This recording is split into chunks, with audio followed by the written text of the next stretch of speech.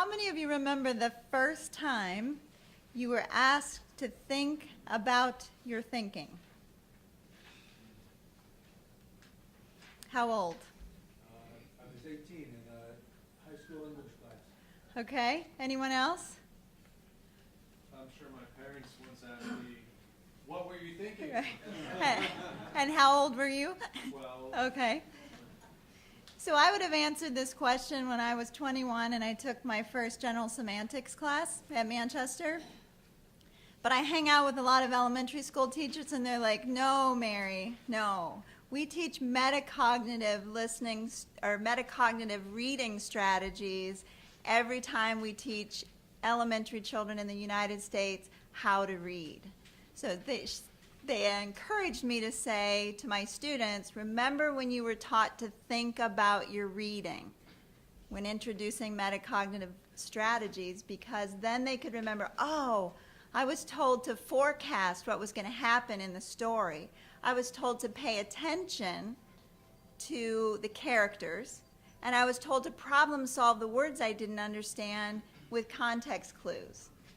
So there's the metacognitive strategies that have been on my mind for the last few years. I teach a listening class, and we know that in teaching metacognitive listening strategies, students will outperform students who don't have those strategies across the curriculum. So if they direct their attention and they have a plan for listening in which they make connections in what's happening for the day, and they learn how to problem solve, at the end of the day they can assess what they know and what they don't know. So with that in mind, I decided, if I hit enter it'll go, there we go, that I've always been fascinated. Corey so kindly takes all my phone calls. And I've always been fascinated with this idea of why can't we teach language levels literacy across the curriculum? I know I teach it in my language and listening classes, but can't we take it in biology and math and philosophy? And luckily I have a lot of colleagues who like to think these things through with me. And so building on Elson's idea that there's this interplay not only between levels of language hierarchically, but also on the same level. And Corey, again, saying that every message has a component about the other parts, right? It's about the other parts. Got us thinking in this terms of, well, what happens if we don't know, right? If we have language level shifts that we're doing as instructors, or those of us who are practitioners with clients, with participants in consulting, what happens? Are we confusing people because we're changing language levels? And so we thought, well, we'll come up with a language lesson that we can take across the curriculum, and we chose the shifting nature of I. If you don't know that, Corey describes it as I simultaneously make a distinction in a universe of discourse and define let me put it in quotes so you know what I'm saying. I simultaneously, right, make a distinction in a universe of discourse and define the locus of the intervention in that discourse. And we took that across two different foundational classes. So at Manchester, our core curriculum includes a first-year seminar and also this Foundations of Human Communication. So we had 15 students who were in the first-year seminar. Didn't you like the title of that? Wouldn't you like to take that class? Meaninglessness and meaningfulness. Those poor students are banging their heads against the wall every day. And the human communication course, we had 44, which was actually 2 sections. So I'm going to talk just a little bit about the procedures and what we found and the implications. Again, this is a pilot study, so I gave you a handout of all these comments so you could make notes. First of all, because I know that's how you listen better, but also so that you could help us with what's the language lesson that would really help us across the curriculum. The shifting nature of I really worked for me teaching speech criticism because I teach them to use I statements. It worked for my colleague because he's teaching the I that enunciates is different than the I that is in the enunciated, right? He's a philosophy. How many of you have studied Lacan? He's a big Lacan fan, which I think Korzybski and Lacan have a lot in common. So that'll be my next presentation. Anyway, we each had different prompts, which I think is a problem. You know, when you do pilot studies, it's so you get this research design better the next time.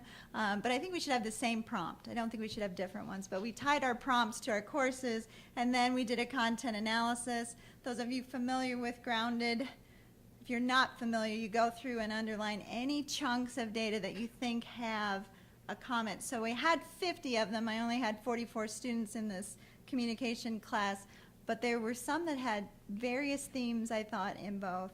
And then you try to compare across, you know, get these overarching themes, and then what are those sentences, what are those reflections that are really dimensionalize the theme that I think that I found. So that's what you're going to see next are the themes. I was really excited to see that focus and thinking, okay, not the overthinking thing, but thinking, accounted for 40% of their reflections. So in other words, they knew that they had to pay attention. If you look at some of the comments, altering my mindset, since it can be very easy to get distracted. Even if your phones are away, it's very easy to get distracted, right? And this idea that selective attention is a problem. It's a good thing that I have them do criticism, pointing out what's happening in content, organization, and delivery. But if that's my selective attention, as we learned last night, whatever we attend to becomes our consciousness, and we leave everything else out. And they noticed that. That's a problem. This whole idea that I really like this side. So at the bottom, you can see the reflection prompt they responded to.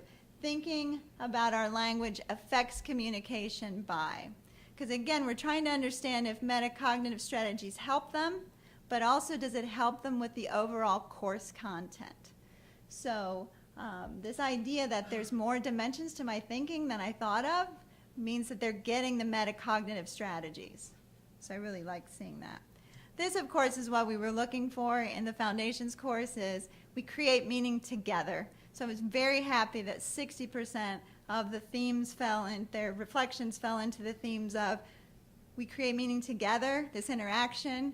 Oh, and by the way, I have a responsibility too, as an individual, to use clear, thought-out answers. That I, as a group, I've got to use salient, and we talk a lot about salience, what's of interest to you and what's of interest to me. So I was happy to see that. And this whole idea that I have to be listenable, right? The audience needs to understand what it is I'm saying. So, okay, you know, it's me and it's a pilot study.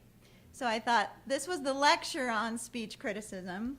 What if the day after we do the delivery workshops, where they actually are giving speech criticism, so they've experienced giving the speech and also receiving the criticism, would the reflections change? So I collected another round of reflections, same prompt, and yes, indeed, they did change. 50% of the comments this time all went to improvement, because you know that's the only reason they thought they were doing the delivery workshop was to make the speech better, because it's all about, do you notice the word in there? The grade, right? It's all about the grade. I was really happy, though, to see that there was this issue of caring, that I need to be respectful. As an audience, as a critic, even though I'm helping them, I need to be respectful. And this whole idea came up, too, of I need to put myself in someone else's shoes.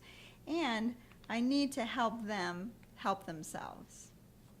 That made me feel good, because I always teach them that part of the reason you want to do speech criticism is so that you later, whatever job you're in, you're going to have to do assessment of some sort of yourself, of the people that work for you, that you'll be more sensitive as an interpersonal communicator. Yay! I know it's a pilot study, but they do know, some of them do know that this makes them more sensitive as an interpersonal communicator. So what did my colleague find? His prompt was, is one ever present to oneself, and what does I stand for? So he's trying to get them to understand who is the I behind the I. And they'll say, well, I have a soul. Okay, what's the soul? Well, it's my essence. Well, what's your essence? Well, it's my being. Well, what's your being? Well, it's my body. Okay, what's your body? Well, it's this thing, et cetera, et cetera, et cetera. And he ends with the et cetera for them to understand that presence is always deferred. And we heard last night about presencing as a verb. I think my colleague would have loved to have been here last night. So to get this whole idea of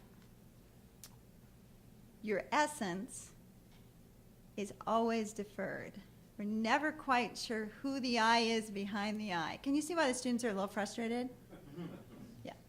But I really like their ability to write sentences that show that they understand that the I that I refer to is, as Corey said, you know, this I is out here in this speech act. You're able to be a part of the speech act and affect it, but you're also able to comment on it. And they can say, I love the second one, I think the subject of this sentence is really cool. Right?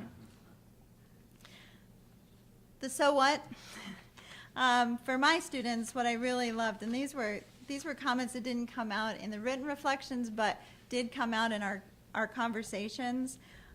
There was this really aha moment that you've been trying to teach them in the entire semester, it's midterm, that, wow, I affect the speech event.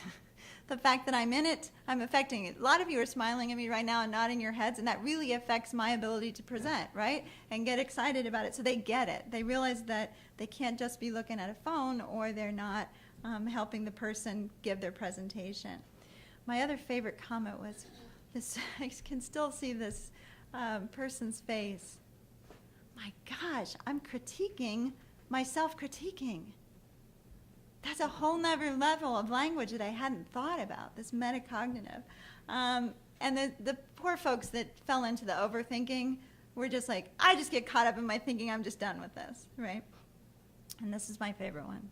I own my critique, right? I'm going to take responsibility for what it is that I'm telling somebody else. Not you didn't do that well, Corey, but I, as the listener, am owning my critique.